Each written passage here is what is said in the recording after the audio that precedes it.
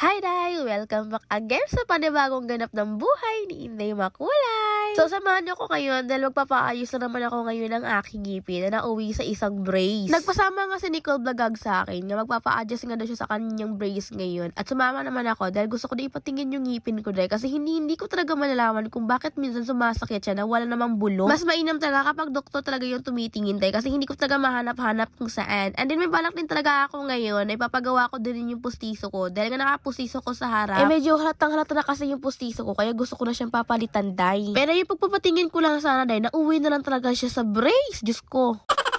Wala talaga, kapag wala talaga sa plano mo, magagawa mo talaga yung mga bagay na dapat hindi mo naman dapat kailangan gawin day. Katulad dito, nagpapabrace ako ng biglaan. Sabi ko, magpapatingin lang, pero nagpapabrace na. Iwan ko na lang talaga sa'yo, Inday, oy.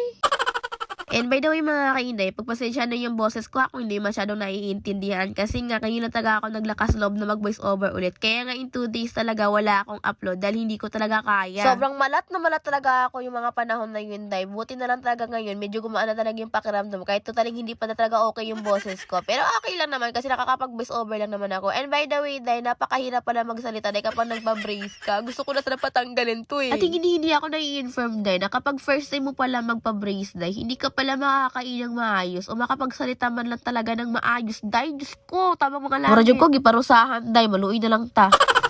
Ayan. Ito ba yan? Hindi, isa. Ayan, ayan. Yung katabi niyan. Ayan. Ayan, maganda.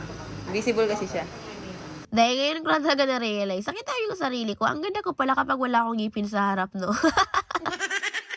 So yun dahil, nung nakita ko si Doc na sinira yung postiso ko dahil para ako naiiyak dahil ilang years ko tong iniingatan tapos ngayon sinira lang. Pero kailangan talaga siyang tanggalin dahil kasi hindi naman pwede na mag-brace ka na nakakapostiso. Ididikit pa na siya sa ngipin mo pero tanggalin na yung gums. 1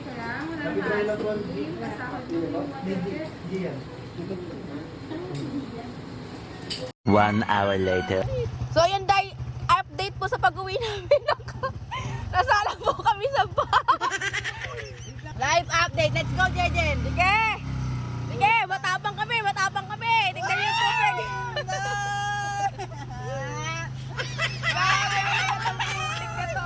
Gago ka!